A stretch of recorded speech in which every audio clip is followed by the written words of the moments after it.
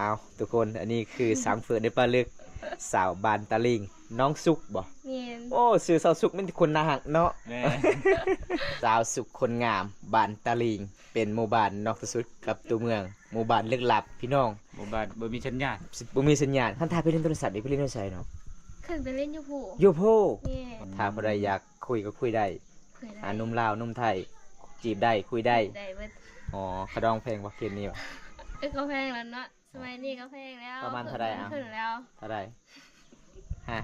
15ล้าน คนบ่เอาลาย จะเอาเท่าไหร่ 15 ล้านก็พอ โอ้กระดองแฟกเหมือนไม่เท่าลูกสาวไอ้เม่ป่ะ กระดองจักล้านอีแม่กระดองลูกสาวนะ 50อ้าว เอาฝั่งบานแล้ว เอาสาวซุกคอยถามไอ้เม่เจ้าว่าขะดอง50 ล้านได้แต่เจ้าว่า15 ล้านก็ได้เขาสมมติว่าคันเอา50 ล้านนี่ยันบ่มีผัวบ่ ก็เลย ย่านเขาบ่เอา โอ้ก็เลยเอาขะดองถูกๆเนาะ เมียน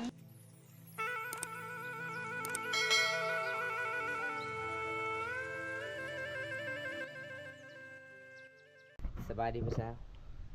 สวัสดี ป้าทาผู้บ่าวมาหาวะ โอ้ เจ้าซื้อในใด ซื้อชุก อายุจักปีเลย 18 ปี 18 ปี มีคนคู่ครองเลยบ่ บ่มี ยังโสดยังซิงเลย เมียนนักสว อ๋ น อ จริง เอาน้องเข้าเฮียนห้องใดคือเว้าภาษาลาวเก่งแท้ ๆบ่หนองบ่ได้เหียนซ้ำ บ่ได้เฮียนเลยบ่เอาคือเว้าลาวได้ฮะ จบมาจากเวียง อ๋อไปเฮ็ดงานอยู่เวียงบ่น้อง เมียน เคยมาได้ประมาณจักปี ประมาณ3 เดือน 3 เดือน เมียน แล้วเป็นหยังคือบ่อยากเฮ็ดต่อ เงินเดือนบ่ค่อยสูง เมียน อ๋อก็เลยกลับเนาะเอาทุกคนอันนี้คือสังเฟิร์นในปลาลึกสาวบานตะลิงน้องสุกบ่ เมียน โอ้สื่อสาวสุกมันคนน่าหักเนาะ แม่ สบายดีเด้อ เอาทุกคน สวัสดี อยู่ใส่เหือนเจ้าเนาะ นี่ อันนี้เห็นบ่ เมียน อยู่ดวงกันจักคนเหือนน้อง 7 คน 7 คนผู้สาวจักคนเนาะ ผู้สาวอ่ะ โดย ผู้สาวมีแต่คอย มีที่เจ้า เมียนข่อยเอาผัวไปแล้ว อ๋อเป็นลูกสาวลาว เมียน โอ้ขะดองแพงเนาะ เอาทุกคนเลยสาวสุกนี่มีแต่ลูกสาวลาวเบิดพี่น้อง กินข้าวกันน้ำเลยบ่ไอ้มามื้อนี้ กินแล้ว อาหารหยัง กิน ฮะ กินหอย กิน กิน ห้อ น้อย ย โอ้ จะไปหาหมู่ ใส่ เพิ่นนี่บ่ เมียน อายุ18 ปีเด้อทุกคนสาวสุขคนงามบ้านตะลิงเป็นหมู่บ้านนอกที่สุดกับตัวเมืองหมู่บ้านลึกลับพี่น้อง บ่บาดบ่มีสัญญาณ บ่มีสัญญาณคันถ่ายไปเล่นโทรศัพท์ไปเล่นโทรศัพท์เนาะ ขึ้นไปเล่นยูพู โยโพ เมียน มันบ่ได้ยานมาเวลากลางคืน โอ้ บ่ ไปย่านแล้วเนาะ ชินแล้ว จำเป็นอยากไปลิน อ๋อแสดงว่าคันอยู่ในเฮือนนี่บ่มีสัญญาณเลย นี่ คันชื่อโทรศัพท์ก็คือปะละลาเนาะ ชื่อเพจจะว่าจังได๋ นั่งสุกตัวเล็ก นางสุกตัวเล็กภาษาลาวหรือภาษาไทย ภาษาไทย ภาษาไทยเนาะ อืม ถ้าผู้ใดอยากคุยก็คุยได้ เคยได้ หนุ่มลาวหนุ่มไทยจีบได้คุยได้ ได้เบิด อ๋อขะดองเพลงว่าเคนนี่วะฮะ แพงบ่ ก็แพงแล้วเนาะสมัยนี้ก็แพงแล้ว ประมาณเท่าใดอ่ะ ขึ้นแล้ว เท่าไหร่ฮะ 15ล้าน คนบ่เอาลาย จะเอาเท่าไหร่ 15 ล้านก็พอ โอ้ เอามันไปเลยเบาไซ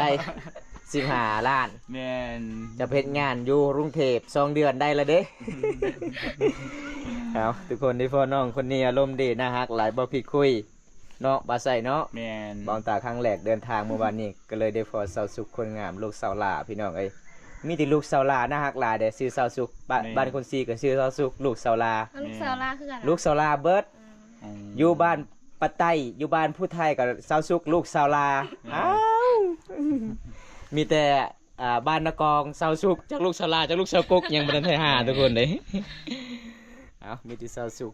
เดี๋ยวทั้งมื้อนี้แต่งตัวน้องสิไปไส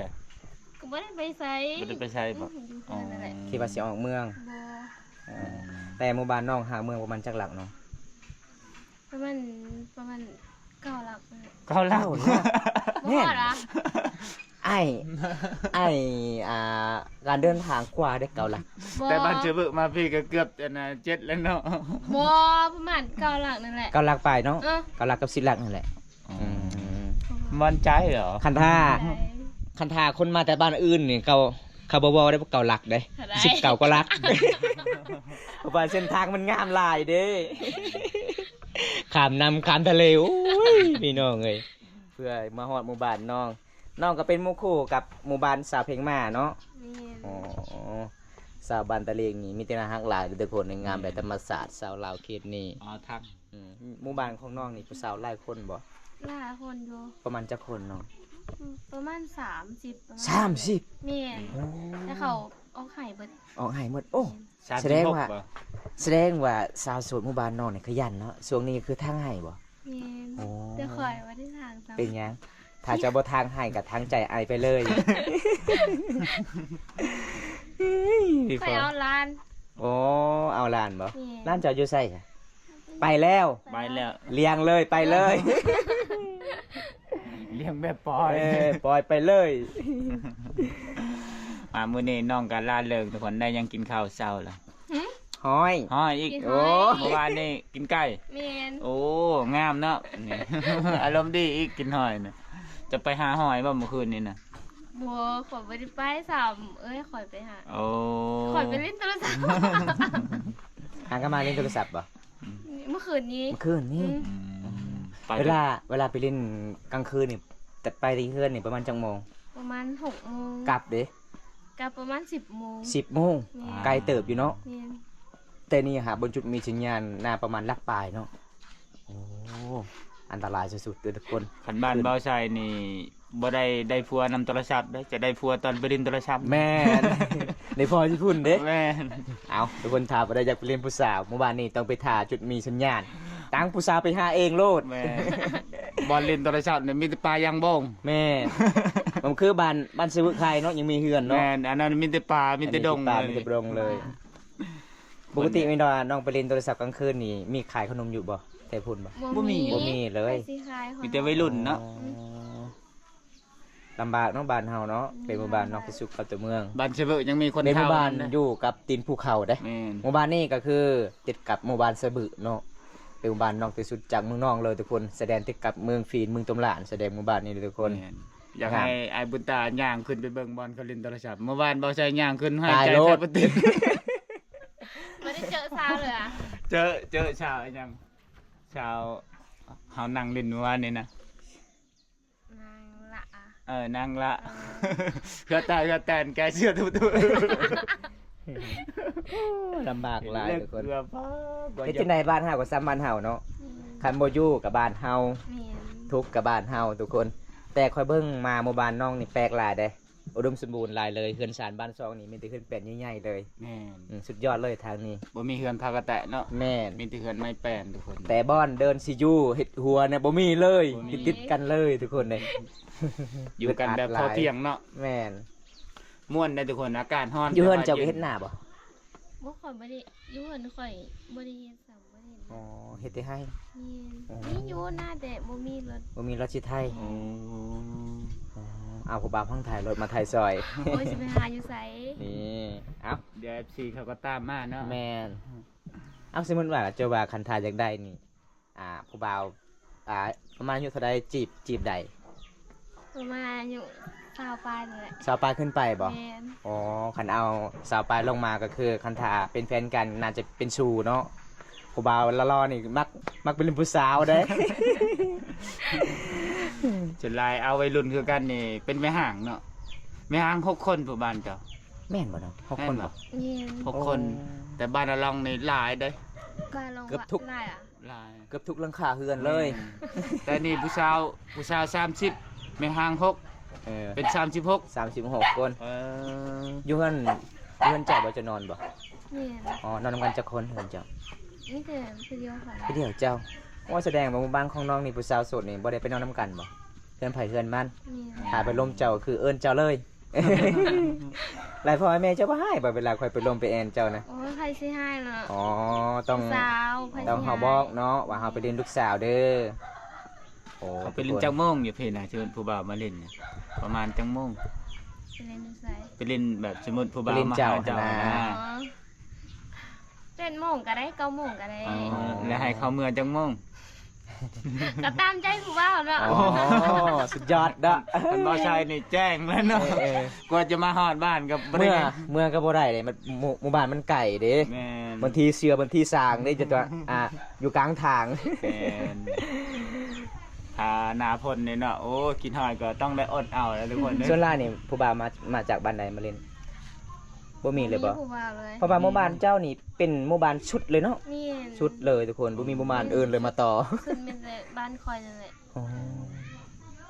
คันย่างไปพุ่นก็คือมีแต่ป่ามีแต่ดง แม่น โอ้ ขึ้นภูอีก ขึ้นผู้อีก แต่หมู่บ้านนี่คักได้มีห้องน้ำ แม่นอุดมสมบูรณ์อยู่ข่อยเบิ่งนี่สุดยอดหลาย บ้านชื่อบึบ่มีห้องน้ำ บ่มี เอาบ้านสมุทรบ่มีอ่ะ บ่ บ่ มี มีแต่บ้านน้องนี่คัก บ้านอาลองก็บ่มีเด้ แม่น แต่บ้านเจ้านี่โอ้สุดยอดเวลาไปสะดวกสบาย แม่นถ้าผู้เบาพังไทยยังมาเล่นก็กินชมหลายๆก็บ่ย่าน เออ มีห้องน้ำ บ่ต้องเข้าป่าแล้ว FC เอ้ยบ่ต้องย่านบ้านนี่น่ะมีห้องน้ำเด้อ เจ้าไปเฮ็ดงาน3เดือนนี่ได้เงินประมาณจักล้านมื้อเฮือนมื้อซานเนาะ โอ้ยเดือนประมาณเดือน2ล้านนั่นแหละ อ๋อ แล้วก็ขารถค่ารถขึ้นแล้วบ่เดี๋ยวนี้เนาะ ขารถขึ้นแล้วประมาณ 2,500,000หรือ300,000ล่ะ 250,000 อ๋อแต่ก่อนนี่6-70เนาะเดี๋ยวนี้200,000แล้ว แล้วก็บ่คุ้มเนาะ บ่คุ้ม ที่พ่อแม่เฮ็ดให้เฮ็ดส่วนอยู่บ้านเฮาไปเฮ็ดงานมีแต่ไปเที่ยว บ่คุ้มเลยเนาะ ว่า เฮ็ด ว่า เวียกอะ ไปบึงทันหลวงตลอด บ่คุ้มแล้วเนาะเฮ็ดเวียกอะเดือน2ล้าน แม่ ไปเที่ยวอีกโอ้ย เพราะว่าช่วงนี้คือมันแพงๆเนาะ นี่ อ๋อทุกคนเลยเงินเดือนละ2ล้านใครได้น้องมีเงินเดือนละ2ล้านคือชาวที่ชาวแวนไปเฮ็ดงาน4เดือนเมื่อฮอดเดือนยังเหลือ1ล้านกีบ เกือบไปขายให้เฒ่าแก่จีน แม่ โอ้ย จะเป็นเจจีน เออ ไทย สาวบ้านเซบึอันเด บ้านเซบึ ยังนี่น้อยซำนี้ ยัง ไปเฮ็ดงานอยู่ยังอีก อยู่เวียงอยู่ แม่น ถือเฒ่าแก่เวียดนามตัวยั่ว ขายให้เท่าแก่จีน เออ แต่ใครมีพลเมืองดีเนาะเขาจะมาบอกไว้แล้วการน้องๆนี่กลางคืนเลย ไว้ตัวทันเนาะบ่แล้วโอ้ย เวลาน้องเพชรงานอยู่นครหลวงนี่น้องเฮ็ดงานหยัง ขายเครื่อง ขายเครื่อง นี่ คนหลายเนาะ คนหลาย น่าจะเมื่อยหลายเด้ขาเมื่อได้ขายดีโอ้ยเคือแต้นเลยทุกคน แม่นแต่ก็เป็นลูกจ้างเขาเนาะบ่อดทนก็บ่ได้ทุกคนเลยไปก็ห่างจากบ้านก็โอ้ยเกือบซำกรุงเทพนะเท่าที่เบาใส่ไปมานะ แม่น พอๆกันกับกรุงเทพเลย คือมื้อหนึ่งกับ1คืน จากเมืองนองไปซิโนก็ไปแห้งเนาะต่อรถจากซิโนอีกไปเวียงจันทน์อีกโอ้ทุกคนเลยสำกรุงเทพเลยเพราะว่าเบาใส่เคยไปคือกันเวียงจันทน์ น้องว่าบ่ได้เรียนหนังสือน้องฮู้นี่ได้เวลาน้องสิกลับบ้านว่ารถเมืองนองบ่รถเวียงจันทน์บ่น้อง เอาก็ฮู้แล้วนะ ถามเขา อ๋ บ่ อถามเข้าหรือว่าน้องฮู้หนังสือเขาติดอยู่ในรถถามเข้า นี่ คันทางเข้าคือตัวว่าเจ้าขี่รถแสดงอันสมมุติว่าเจ้าทานรถเมืองนองเด้ออันนี้เป็นรถแสดงเจ้าก็ขี่บ่ บ่ เออ แบบน้องเป็นคนใจกล้า อ๋อ เกาเว้านะ แล้วก็ถามซูเปอร์อีกเนาะอันนี้รถเมืองใดอืม แสดงว่า10คันกว่ารถเจ้าก็ถามเบิด มันจะมีบอนคล้ายปีเนาะอยู่เวียงจันทน์ว่ารถเฮาจะไปชายใดสิไปซิโนมันเมื่อสวรรค์บ่จังซี่หั้นนะก็ถามแล้วก็ต่อจากซิโนอีกสิเมืองนองจังซี่หั้นนะน้องก็ต้องถามเนาะบ่แม่นว่านั่งตูดๆเดี๋ยวบ่ได้ไปแท้ ต้องเป็นคนปากเก่ง แม่นแต่ว่าใครอยู่อันน่ะลาวเฮาได้ก็เจ้าจะมาถามว่าเฮาสิไปไสไปไสใครอยู่ไทยนี่แล้วเลย เงียบเลยบ่ เจ้าบ่ซื้อตั๋วนี่แล้ว อ๋อต้องซื้อก่อนเนาะ แม่นเจ้าต้องไปซื้อตั๋วรถ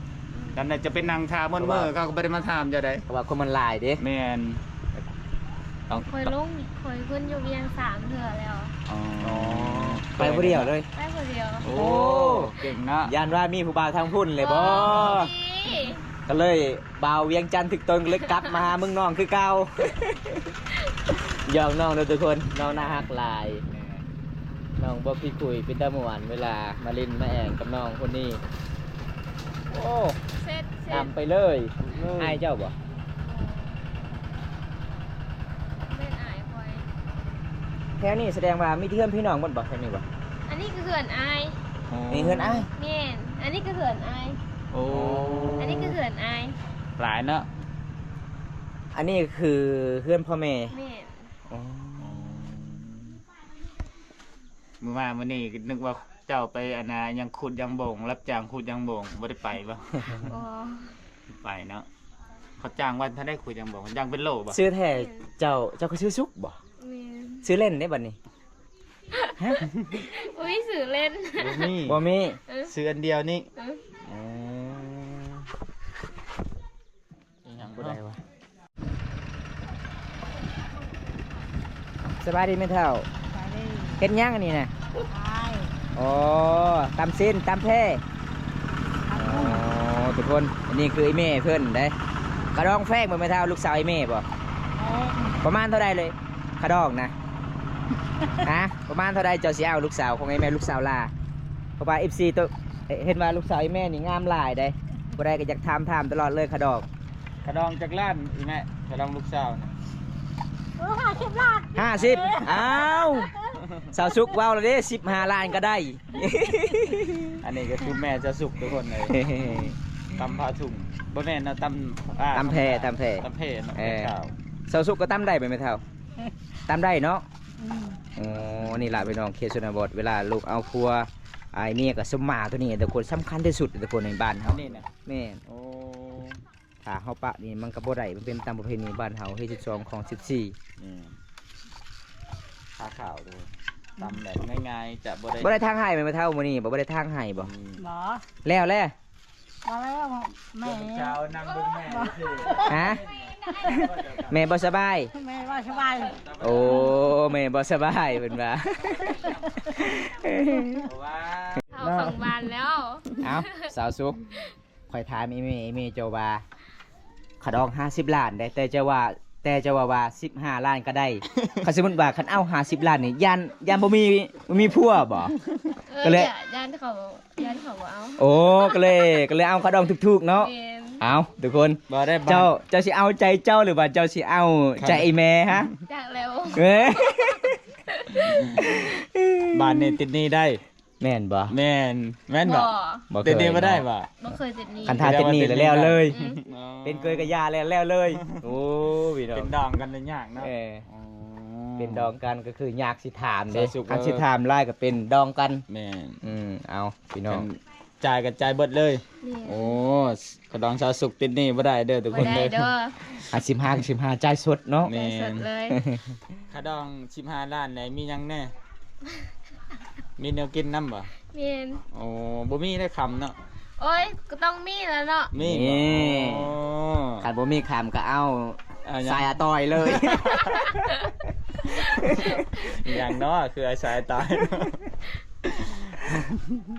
มามื้อนี้ก็ม่วนหลายทุกคนนะน้องกันล่าเริงทุกคนยิ้มแย้มแจ่มใสใจดีบ่น้องก็บ่ได้ขี้โคยเด้อทุกคนเลยเป็นผู้สาวบ้านป่าสังเผือกในป่าลึกแต่หมู่บ้านน้องก็เสียดายนิดนึงก็คือเวลา FC หรือว่าทุกคนจากทักหาน้องก็ต้องอันน่ะอย่าคิดว่าน้องขี้โคยทุกคนก็คือบ่มีสัญญาณทุกคนเลย ถ้ามีเน็ตก็คือไปลินถ้าบ่มีเน็ตก็คืออดแล้วเนาะ อ๋อ โอ้ นี่แหละทุกค คั น นตื่นเป็นเดือนมันก็เสียเวลาเด้หมู่บ้านบ่มีสัญญาณเด้ แม่ มันก็เสียเงินแล้วนะ บางทีก็ไปดินบางทีก็บอดไปดินค่ะ แม่ บางคนก็มาแต่ให้ก็เมื่อยก็บ่ได้ขึ้นไปเล่นช่ำ แม่น บ่ว่าทางขึ้นก็โกยยิ่งเมื่อยก็ไปให้อีก คันสูงหน้าพลแสดงว่าบ่ได้ลินเลยเนาะสูงหน้าพลมันสิลำบากหลายเส้นทาง บ่มีบงอยู่ได้ฝนตกนะ โอ้ จะมีก็ทำน้อยๆหนึ่งบ่ใส่ขึ้นไปเมื่อวานนี้ น้องดังพี่ เรื่องเนี้ยจะขาดที่ว่า เอาสะสุกตอนนี้ไอ้เขากลับกันเด้อ โดย วันนี้ขอขอบใจหลายที่มาเล่นแม่แอนกับอ้ายถามพ่อเบาอยากมาเยี่ยมมายามโอกาสหน้ากับมาเยี่ยมยามใดเนาะ ใน ให้เอาก็เป็นลูกสาวลาเด้ถ้าเจ้าเอาพัวกับบุ้มีไผละซอยเวียกไอ้พ่อไอ้แม่ ทุกคนวันนี้ก็ได้พ่อน้องสางเฟือกในป่าลึกก็ว่าได้อายุ18 ปีเนาะ แม่น ปีหน้า19 ปีโดยทุกคนถ้าพอได้อยากทางหาน้องก็สามารถทางหาใดเวลากลางคืนคันย้ำกลางเว้นหมู่บ้านน้องบ่มีสัญญาณโทรศัพท์น้องๆขาเวียกแน่ที่ภารกิจหลายส่วนนี้ก็คือน้องเฮ็ดไร่เฮ็ดสวนหมู่บ้านบ่มีสัญญาณโทรศัพท์ทุกคนเลยโอกาสหน้าความตากะสิมาเยี่ยมยามกันใหม่คลิปนี้จบไปเท่านี้ก่อนคลิปหน้าพบกันใหม่ขอกล่าวคำว่าสบายดีบ๊ายบาย